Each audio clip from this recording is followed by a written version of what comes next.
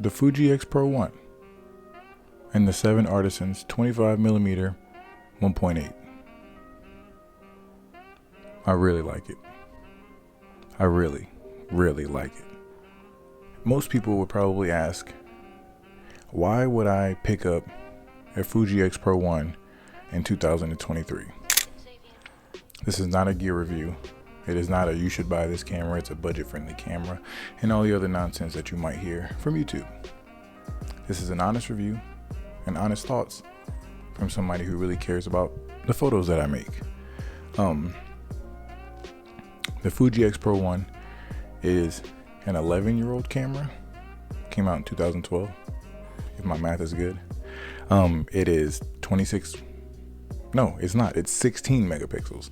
The LCD is pretty garbage. The EVF is shaky at best. The OVF is pretty spot on though. The speed is slow. I think it shoots 6 frames per second. It's not a very amazing camera, most people would think on paper, but in person, it's wonderful. Now, most people would say, why would you say that? Don't you have an Xpro 3? I did have an Xpro 3, and say what you want about the Xpro 3, but it is still a fantastic camera, regardless of the screen on the back or whatever. But the Xpro 1 is obviously the first generation of this rangefinder style digital camera. And a lot of people might wonder, like, what is it? I heard it had a great sensor. The colors are amazing, but it doesn't have the EVF of the Xpro 2. I mean, there are some drawbacks, there's some gives, some takes, but at the wonderful price, I think you can pick an Xpro 1 up for, I don't know, $400, $500. You can pick up the 25mm 1.8, the 7artisans, for less than $100. $60 maybe, $70. I mean, you can get this full kit, this exact kit, for less than $500, less than $600. I mean, let's be honest. This camera is amazing. It's small. This lens is very small. It's very compact. There's a lot of pros to the camera and this lens. There's a lot of cons. Should you go out and buy this camera?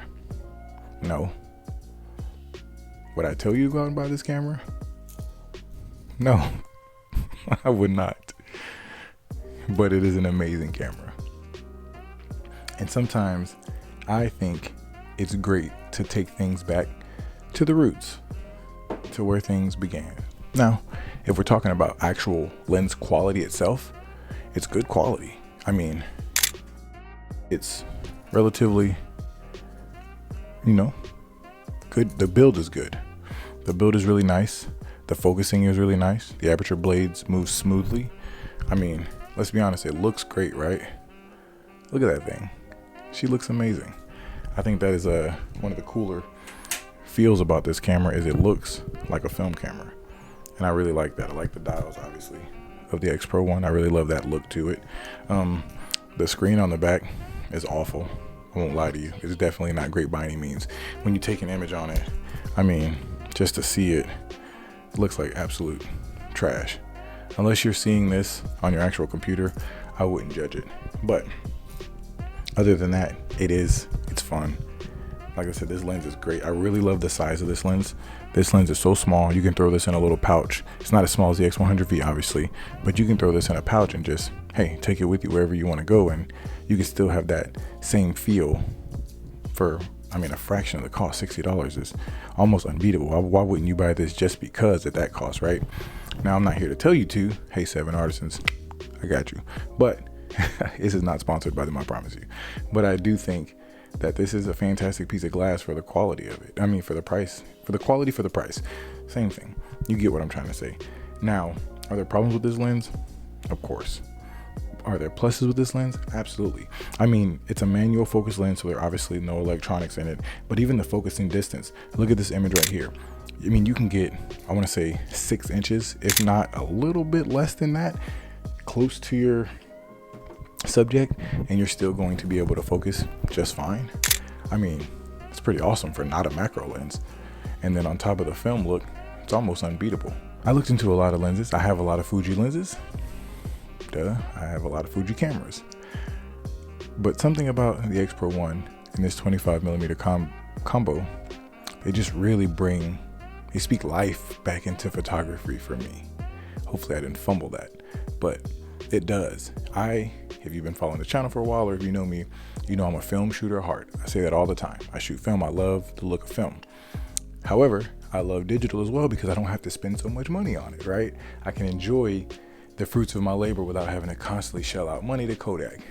I love Ilford, Kodak, but my point being is I really miss analog feel. So a manual lens really gives me that feel of using an analog camera, right? Now, the Fuji Xpro1 is necessarily grainy, you know what I mean? It's old, it's slow when you go to shoot with it, just like a film camera, right? You shoot a film camera, it's slow, it's methodical, it's thought out, right? Now with the Xpro1, obviously you're gonna get unlimited shots like you would, but it's still slow, right? The EVF is small, it's not really clear, focusing is somewhat hard. Reminds me a lot of an old Canon AE1 when you're looking through an old dirty finder. I don't know, something about the feel of it feels good, it's fun, right? Let's not forget to mention the sensor, it's amazing. I would argue that the Xpro1 has the best colors out of any Fuji camera. I'm not gonna say ever, but I've shot a lot of Fuji models. To me, I just really like it. I mean, look at these colors. This is gonna be a standard raw photo out of the camera, and this is just going to be a film simulation. And I mean, both colors are still completely usable regardless of whether you edit it or not, right? Straight raw, obviously JPEG for the video, and then a film sim that comes right out of the body of the camera. I mean, still amazing nonetheless, right? But to me, I would say the overall drawing point is, what do you feel when you make photos?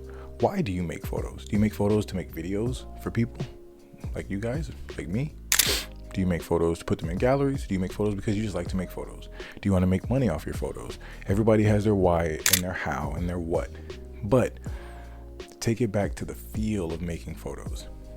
Is it fun to make photos, right? This camera makes it fun. I just have a good time with it. Like I said, it's just something about it. Is the lens a great lens? No, it's really not. But it's great for the price. I mean, for a $60 lens, Jesus Christ, could you ask for anything more, right? Is it sharp? It is relatively sharp if you're dead center.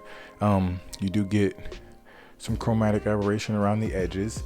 You get some blurry, you get some, what is it?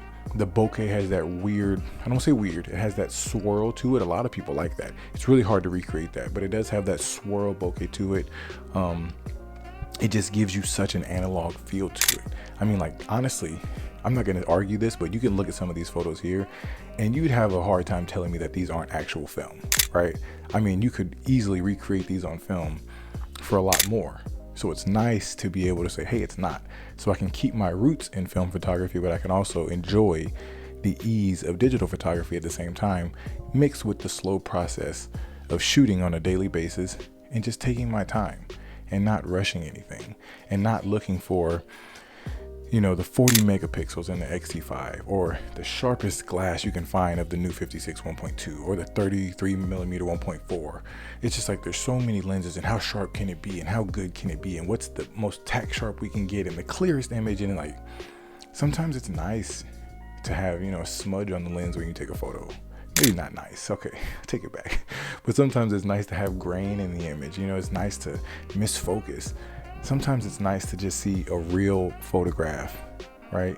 We always complain about Instagram and everything has to be bangers and has to be a heater. Sometimes it's nice just to share an image of a stop sign. It's nice to see that. It's refreshing, right? Everybody doesn't live in, you know, Ireland or New York City or these really fantastic places where everything looks nice. Sometimes it's nice just to see everyday items from a different perspective. And I think having a kit that isn't really focused on what's cool helps take that, I don't know, that gear hunting out of things, right? brings fun. It breathes life back into image making. And I think everyone needs that. I think everyone should explore that and have that moment with themselves and with their art, right? Now, of course, I can babble on about all the great things in the camera and all the bad things, but go take photos. Go make something that you love. Share it with somebody. Don't share it with somebody. Keep it to yourself.